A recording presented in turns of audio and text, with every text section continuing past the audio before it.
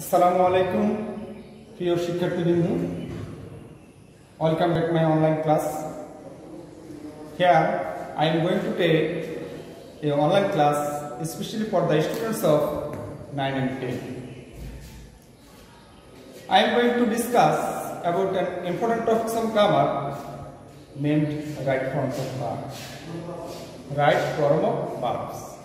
You know that it is a very essential topic for the students of class 9 and 10. If you know it in a better way, you have to follow some steps. At first, you have to know the form of verbs, present form, first form, and first participle. And you have to know the structure of passive pattern. And finally, you have to know some rules which we used in right form of verbs. Now, dear students, I am going to my class. Right form of verbs. Listen to me what I say. If you need write down something in your paper, please be ready. Attention, please. At first, when you have to complete a topics of right form verb, you have to know the word meaning of word meaning. You have to know the word meaning in the box. At first, B.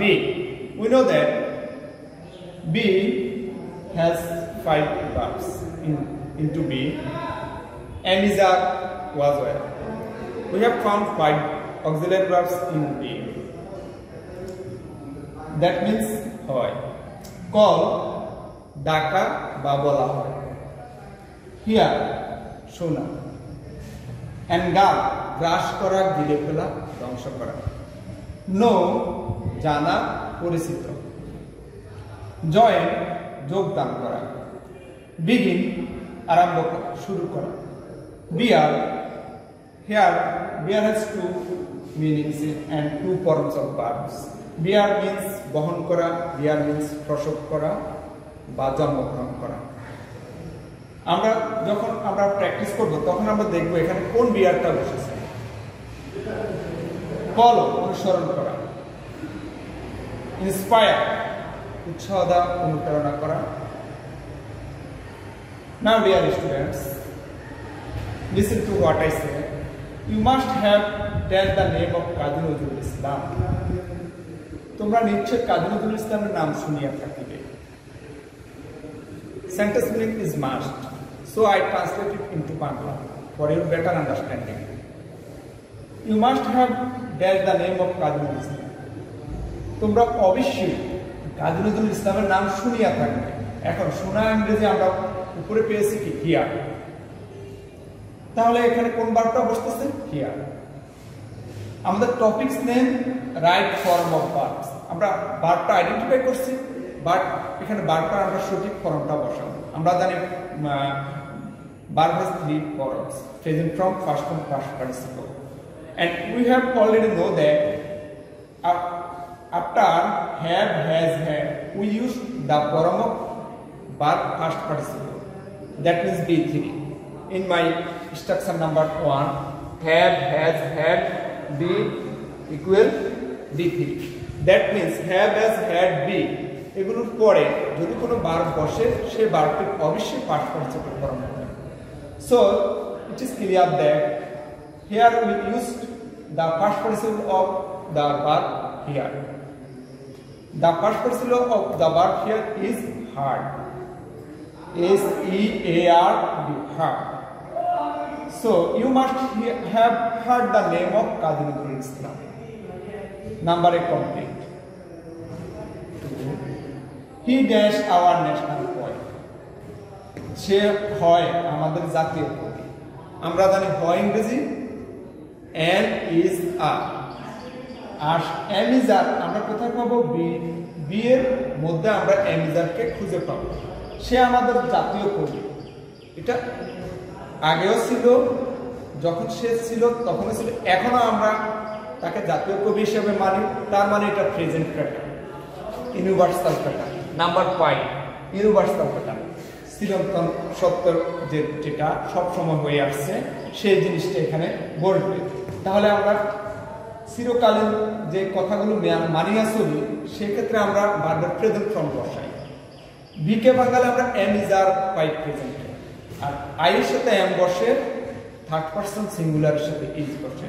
Here he is the third person and singular. So he is our national poet, সে হয় আমাদের জাতীয় কবি।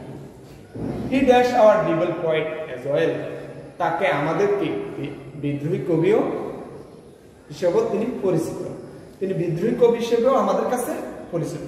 আমরা তার লেখনীতে এমন কিছু বিপ্লব পাই যেটা দ্বারা আমরা অনুপ্রাণিত হয়েছি, এবং স্বাধীনতা যুদ্ধের সময় তিনি এমনভাবে কবিতাগুলো উপস্থাপন করছেন, লিখেছেন, যেটা পড়ে পাঠকরা স্বাধীনতা যুদ্ধে ঝাঁপিয়ে পড়ছে, অনুপ্রাণিত হয়েছে। এই জন্য তাকে কি বলা হয়? বিদ্রোহী কবি বলা হয়। তাহলে here subject he is passive subject, he is passive subject. My point is passive subject equal auxiliary verb plus B3. B3 means verb past participle. So here সে তাকে জাতীয়, তাকে বিদ্রোহী কবি হিসেবে সে পরিচিত। সে নিজের কাছে পরিচিত না আমাদের কাছে, এটা তোমরা ক্লিয়ার হবে। তারপর তোমরা বুঝতে পারবে প্যাসিভ সাবজেক্টটা কি। তার মানে এখন তোমরা ক্লিয়ার যে সে আমাদের কাছে বিদ্রোহী কবি হিসেবে পরিচিত।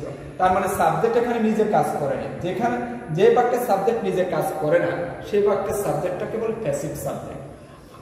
After passive subject we used auxiliary verb and ভার্বের পাস্ট পার্টিসিপল। তাকে বিদ্রোহী কবি বলা হয়, এটা সব সময় universal pattern. Here two rules are used in this points. Universal প্যাটার্নে আমরা হি এর সাথে ইজ ব্যবহার করি, আমরা পূর্বের পয়েন্টটাতে দেখাইছি। তাহলে হি ইজ, তাহলে সে বিদ্রোহী কবি সব পরিচিত। উপরের বার থেকে আমরা খেয়াল করি পরিচিত ইংরেজি কি? নো। নো তো জানা, পরিচিত হওয়া। নো এর past participle know. He is known our rebel poet. তাহলে সে আমাদের কি বিদ্রোহী কবি হিসেবে পরিচিত। But he dash in a poor family, কিন্তু তিনি একটা দরিদ্র পরিবারে জন্মগ্রহণ করেন। কোনো ব্যক্তি ইচ্ছা করলে নিজে জন্মগ্রহণ করতে পারে না। জন্মগ্রহণের পেছনে সৃষ্টিকর্তার ইচ্ছা লাগে, বাবা মায়ের সম্মতি লাগে। এই ক্ষেত্রে এই হিটে এখানে কি passive. This point I described in previous point. I described this point in my previous point. So after he we used auxiliary verb and B3. সে এখন জন্মগ্রহণ করে, সে জন্মগ্রহণ করেছে অনেক পূর্বে। তাহলে এখানে আমরা বি এর ফার্স্ট প্যাটার্নটা আনতে পারি, ওয়াজ ওয়ার। সে একজন থার্ড পারসন সিঙ্গুলার, আমরা ওয়াজ বসাই। তাহলে হি ওয়াজ। বিয়ার কোন ফর্ম? তাহলে বিয়ার এখানে কোন অর্থ বসছে? প্রসব করা, জন্মগ্রহণ করা। আর বিয়ার প্রসব করা, জন্মগ্রহণ করা হলে বিয়ার ফার্স্ট পার্সন হবে বরণ, বি ও আর এন। হি ওয়াজ বরণ ইন এ পুয়ার ফ্যামিলি। হি ওয়াজ বরণ ইন এ পুয়ার ফ্যামিলি, তিনি একটা দরিদ্র পরিবারে জন্মগ্রহণ করেছেন। But dire needs, dire needs মানে অভাব, তীব্র অভাব।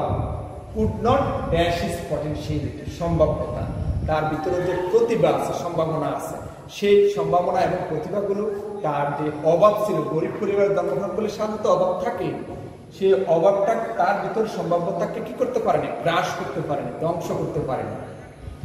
তাহলে আমরা উপরে পয়েন্টে খেয়াল করি, গ্রাস ইংরেজি এনগাল, ধ্বংস করা, গ্রাস করা, গিলে ফেলা।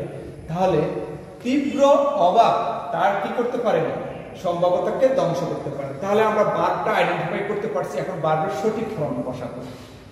Here could is a model auxiliary.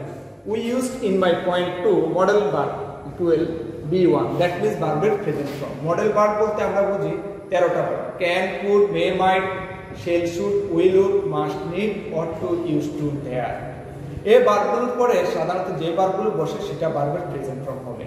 তাহলে এখানে এনগাল ভার্বের প্রেজেন্ট ফর্ম আছে, আমরা এনগালটাই রাখি। But dire needs could not engulf his potentiality, তীব্র অভাব তার সম্ভাব্যতাকে নষ্ট করতে পারেনি, ধ্বংস করতে পারেনি।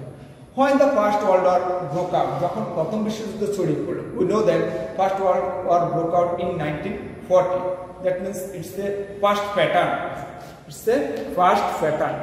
In first pattern we use B2. That means ভার্বের past form. First pattern-এ আমরা ভার্বের past form বসাবো যদি অন্য কোনো নিয়ম আমাদের না থাকে। সাধারণত আমরা সাধারণ নিয়মের ক্ষেত্রে প্রেজেন্ট প্যাটার্নের ভার্বের প্রেজেন্ট ফর্ম বসাবো, ফার্স্ট প্যাটার্নে ভার্বের ফার্স্ট ফর্ম বসাবো। When the First World War broke out, যখন প্রথম বিশ্বযুদ্ধ ছড়িয়ে পড়ল, he joined the army. তিনি সেনাবাহিনীতে যোগ দিলেন। যোগ দেওয়া ইংরেজি কি? জয়েন। 1914 সালে ফার্স্ট প্যাটার্ন, তাহলে জয়েনের ফার্স্ট ফর্ম জয়েন, ইডি যুক্ত হবে জয়েনের সাথে। আফটার দ্য ওয়ার, যুদ্ধের পর, যুদ্ধ শেষ হওয়ার পর, he danced to write poem. তিনি কবিতা লেখা শুরু করলেন। কবিতা লেখা, রাইট অর্থ লেখা শুরু করা ইংরেজি কি? Begin. This is also the pattern of first. The first pattern is rule. So after first pattern rule we used B2. That means verb first form. Here the first form of begin is began. Here begin verb first form হচ্ছে began. So he began to write poems. যুদ্ধের পর তিনি কি? কবিতা লেখা শুরু করলেন। He wrote especially for the downtrodden. সে বিশেষ করে নির্যাতিত নিপীড়িতদের জন্য লিখতেন। He danced the Shelley of Bangla literature. Shelley is a famous poet of English literature. Shelley হচ্ছে ইংরেজি সাহিত্যের একজন বিখ্যাত কবির নাম। শেলির চাল চলন লেখনীতে যেরকম ভাব ছিল, কাজী নজরুল ইসলামের লেখনীতে সেরকম ভাব ছিল, ভাবধারা ছিল। এই জন্যে তাকে বাংলা সাহিত্যের শেলি বলা হয়। ইংরেজ সাহিত্যের শেলি যেমন ছিলেন, বাংলা সাহিত্য নজরুলও ঠিক তেমন। এই জন্য তাকে কি সে বলে নাকি আমরা বলি বা তার লেখার মাধ্যমে আমরা বুঝতে পারি? অবশ্যই আমরা তার লেখার মাধ্যমে বুঝতে পারি। তাহলে এখানে সাবজেক্টটা কি? Passive subject. সাবজেক্টটা প্যাসিভ সাবজেক্ট। আমরা জানি প্যাসিভ সাবজেক্টে অক্সিলিয়ারি ভার্ব প্লাস ভার্বের পাস্ট পার্টিসিপল বসে। তাহলে তাকে এখনো তো সবাই তার লেখা পড়ে বুঝতে পারে যে সে কি বাংলা সাহিত্যের শেলি। তাহলে হি এর সাথে আমরা এখন যেহেতু ইউনিভার্সাল প্যাটার্ন আছে, তাহলে হি এর সাথে আমরা ইজ বসাবো, হি ইজ। আর বলা ইংরেজি কল। আর আমরা জানি যে প্যাসিভ সাবজেক্টে অক্সিলিয়ারি ভার্বের ফার্স্ট পার্টিসিপল, কলের first participle called. He is called the Shelley of Bangla literature. তাকে বাংলা সাহিত্যের শেলি বলা হয়। His poems and songs, তার কবিতাগুলো এবং গানগুলো, danced the Bengalis in liberation. স্বাধীনতা যুদ্ধে বাঙালিরা যে স্বাধীনতা যুদ্ধ করছেন, সেই স্বাধীনতা যুদ্ধে বাঙালিদেরকে তার কবিতা এবং গান অনুপ্রাণিত করছে। স্বাধীনতা যুদ্ধ কখন হয়েছে তোমরা জানো, 1971 সালে। তার পূর্বের সময়গুলোতে তিনি যে কবিতা লিখছেন, গান লিখছেন, ওই কবিতা এবং গানগুলো তখনকার সময়ে যুদ্ধপ্রেমী বা যারা স্বাধীনতা যুদ্ধে ঝাঁপিয়ে পড়ছে তাদেরকে সেগুলো কি করছে? অনুপ্রাণিত করে। তাহলে this is the pattern of past. এটা past pattern, and the past pattern we use the verb first form. Inspire অনুপ্রাণিত করা। The first form of inspire is inspire. Songs inspired the Bengalis in liberation war. So we should dash his footprints in our life. তিনি এত কিছু করছেন, তিনি যুদ্ধে ঝাঁপিয়ে পড়ছেন, যোগ দিচ্ছেন, তিনি বাঙালিদেরকে প্রথম বিশ্বযুদ্ধে যোগ দিচ্ছেন, তিনি বাঙালিদেরকে অনুপ্রাণিত করছেন তার লেখনীর মাধ্যমে। তাহলে যিনি এমন মহান বা যার লেখনীর মাধ্যমে আমরা কিছু বিপ্লব খুঁজে পাই, নির্যাতিত নিপীড়িতের প্রতি আমরা পাশে দাঁড়াতে পারি, তাহলে এই ধরনের লোকদেরকে আমাদের কি করা উচিত? তাদের পদচিহ্ন আমাদের অনুসরণ করা উচিত। So we should follow his footprints in our life. আমাদের জীবনে তার পদচিহ্ন আমরা অনুসরণ করা উচিত। Follow the right form of verb. Here we use should. After should is a modal auxiliary. We know that after modal auxiliary we use B1। Modal auxiliary ভার্বের পরে আমরা ভার্বের প্রেজেন্ট ফর্ম বসাই। তাহলে শুডের পরে আমাদের যে ভার্বটা বসবে সেটা ভার্বের প্রেজেন্ট ফর্ম। ফলো সেম থাকবে। We should follow his footprints in our life. Clear dear students? Matching this in mind. talking. Number A, heart, S-E-A-R-D. Number B, is, C, is known. D, was borrowed. E, engulf. F, joined. G, began. S, is called. I, inspire. J, follow. That's end, dear students. Hope you remain safe and sound. I am assured you that I am coming to you in my next class, and next topic's name is right from heart.